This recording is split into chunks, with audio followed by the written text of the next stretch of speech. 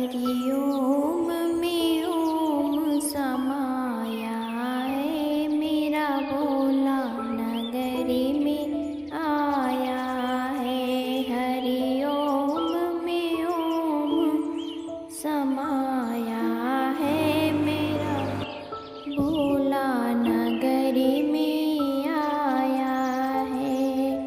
ओम नमः शिवाय। हर हर महादेव। भक्तजनों, श्री शिव महापुराण भाषा चतुर्थ कोटि रुद्र संहिता प्रारंभ। मंगलाचरण।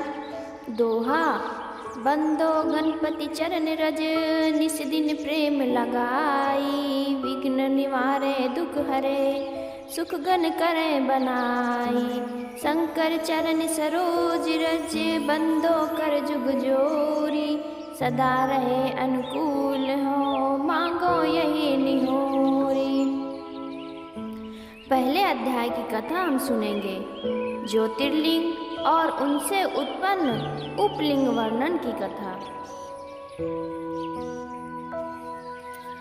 जो सब विकारों से रहित और अपनी माया से ही सब भुवनों को धारण करने वाले हैं, जिनकी कृपा कोर से स्वर्ग और अपवर्ग होते हैं, जो पूर्ण ज्ञान तथा अद्वय सुख स्वरूप हैं तथा जिन्हें योगी जन सदैव अपने हृदय में रखते हैं, ऐसे पार्वती को अपने आधे अंग में धारण करने वाले तेज स्वरूप शंकर जी को नमस्कार है।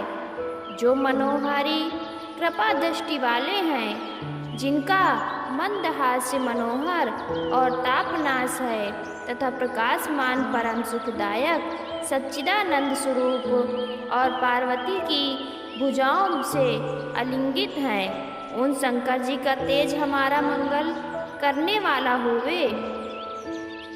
ऋषियों ने कहा, हे सूत जी, लोगों की हित कामना से अनेक आख्यानों सहित शिव जी का अवतार और महात्मा आपने पूर्णतः कहा है।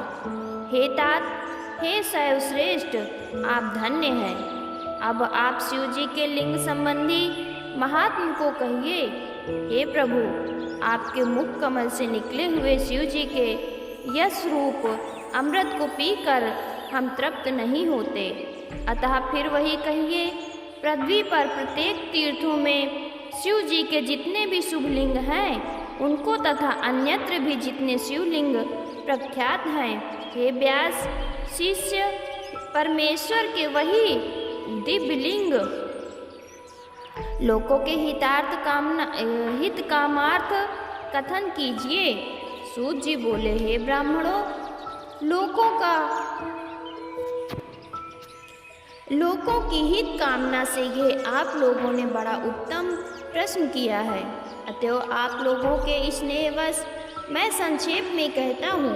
हे मुनीश्वरों, समस्त लिंगों की कोई गिनती नहीं है, क्योंकि पृथ्वी सहित ये सारा जगत लिंगमय ही है।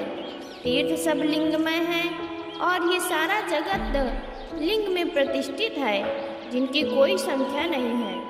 फिर भी मैं कुछ कहता हूँ, ये सारा दृश्यमान जगत शिव जी का ही स्वरूप है और इसके अतिरिक्त कुछ नहीं है।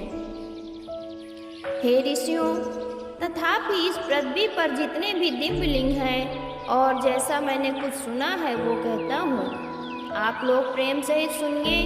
पृथ्वी में ही नहीं, पाताल और स्वर्ग में भी शिव जी के लिंग हैं, क्योंकि देवता, असुर और मनुष्य सभी शिव जी की पूजा करते हैं। सारा लोक त्रिलोक शंकर जी से व्याप्त है और लोगों पर कृपा करने के लिए भगवान शंकर सब तीर्थों तथा स्थलों में अनेक प्रकार के लिंग धारण करते हैं।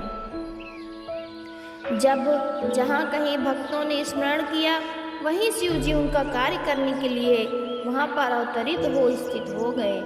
लोक कल्याण की भावना से प्रेरित होकर ही शंकर जी ने अपने लिंग की कल्पना की है, जिनकी पूजन करके मनुष्य सिद्ध प्राप्त करता है।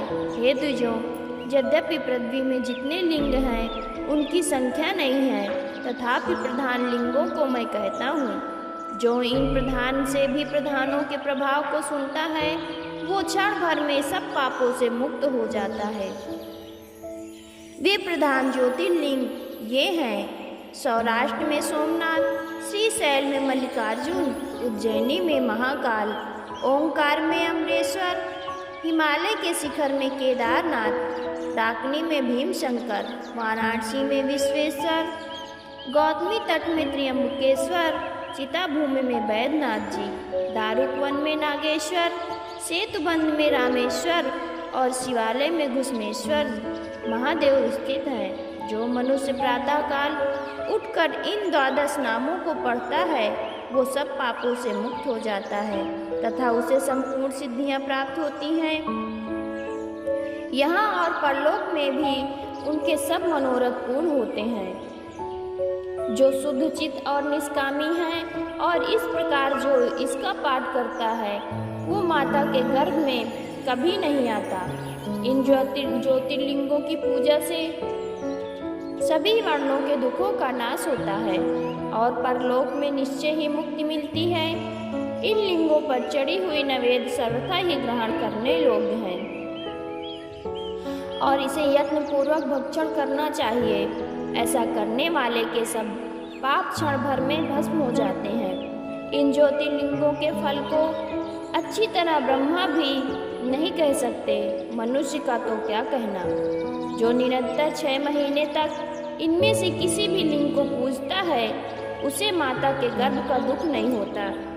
यदि कोई न्यून कुल में उत्पन्न हुआ भी इनके दर्शन करता है तो वो फिर पवित्र कुल में उत्पन्न होता है।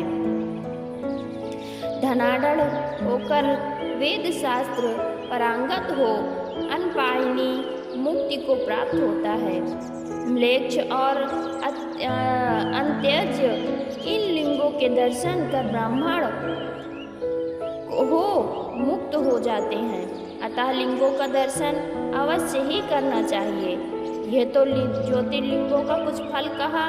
अब ज्योतिर्लिंगों के उपलिंगों को सुनिए।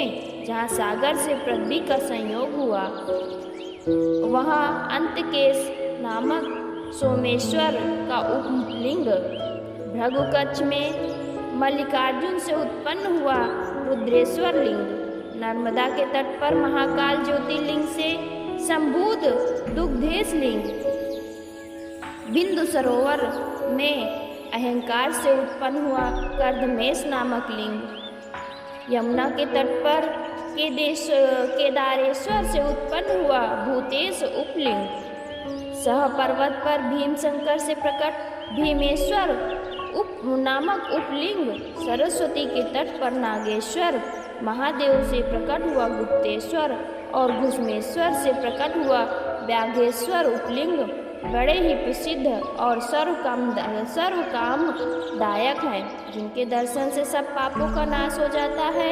हे द्विजो, इस प्रकार मैंने आप लोगों से ज्योतिर्लिंगों और उपलिंगों को कहा। मुख्यता को प्राप्त ये लिंग भली भांति प्रसिद्ध है, परंतु इनके अतिरिक्त और जो भी मुख्य लिंग है उन्हें श्रवण कीजिए। चतुर्थ कोटि रुद्र संहिता का पहला अध्याय समाप्त।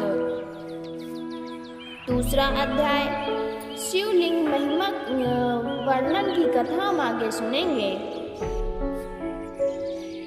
सूत जी बोले, हे मुनीश्वर, गंगा जी के तट पर बसी हुई मुक्तिदायिनी काशी नगरी सर्वथा ही प्रसिद्ध लिंगमयी और शिव जी की निवास भूमि है, जिसमें कृतिवासेश्वर नामक एक ऐसा अविमुक्त लिंग है जिसके निकट वास करने वाले वृद्ध या बालक उन्हीं के समान हो जाते हैं, तथा वहाँ पर तिलभंडेश्वर तथा दशाश्वमेघ नामक लिंग है।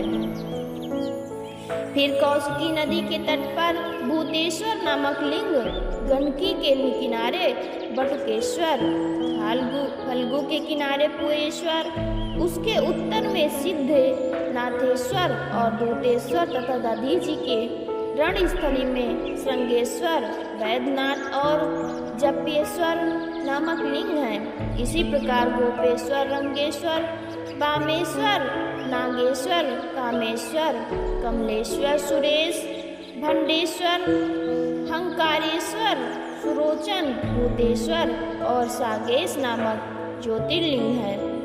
फिर सप्तका के तट पर कुमारेश्वर, सिद्धेश्वर और सोमेश नामक प्रसिद्ध लिंग हैं।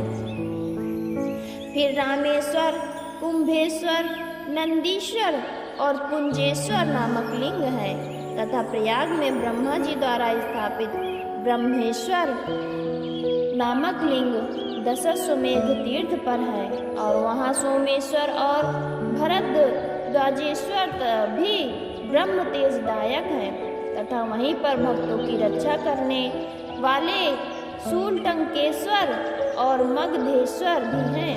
अयोध्या में नागेश्वर नामक शिव जी प्रसिद्ध हैं जो सूर्यवंशियों के सुखदायक हैं। इसी पुरुषोत्तमपुरी में सर्व आनंददायक भुवनेश और लोकेश नामक महालिंग कामेश्वर नामक शुभलिंग नागेश्वर और शुक्रेश्वर भी लोगों की हित कामना से स्थापित हैं।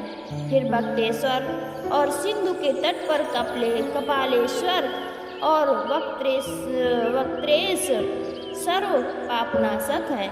धौत पापेश्वर, भौमेश्वर तथा सूर्येश्वर नामक शिवलिंग भी प्रसिद्ध हैं और उधर ही ज्ञानदाता लोक पूजित नंदेश्वर जी और नाकेश्वर जी महापुण्य के दाता हैं।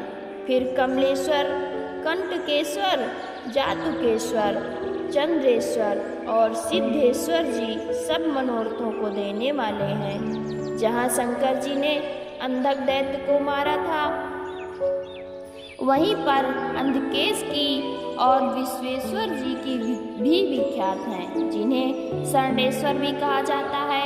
इसी प्रकार कर्दमेश्वर जी तथा कोटिश नामक नाम वाले अर्बुदाचल पर विख्यात हैं और वहीं पर लोगों के सुखदाता अचलेश जी भी विख्यात हैं और नागेश्वर जी तो नित्य कौशिकी नदी के तट पर स्थित हैं और शुभ कल्याण भाजन अनंतेश्वर जी भी वहीं स्थित हैं। फिर भी योगेश्वर, वैद्यनाथेश्वर, कोटीश्वर, सप्तेश्वर, भद्रेश्वर, चंडीश्वर और संगमेश्वर ये सभी लिंग पूर्व दिशा में विराजमान हैं। अब दक्षिण दिशा में स्थित ज्योतिर्लिंगों को सुनो। चतुर्थ कोटि रुद्र संहिता का दूसरा अध्याय समाप्त। भक्तजनों, हर हर महादेव। ओम नमः शिवाय, ओम नमः शिवाय।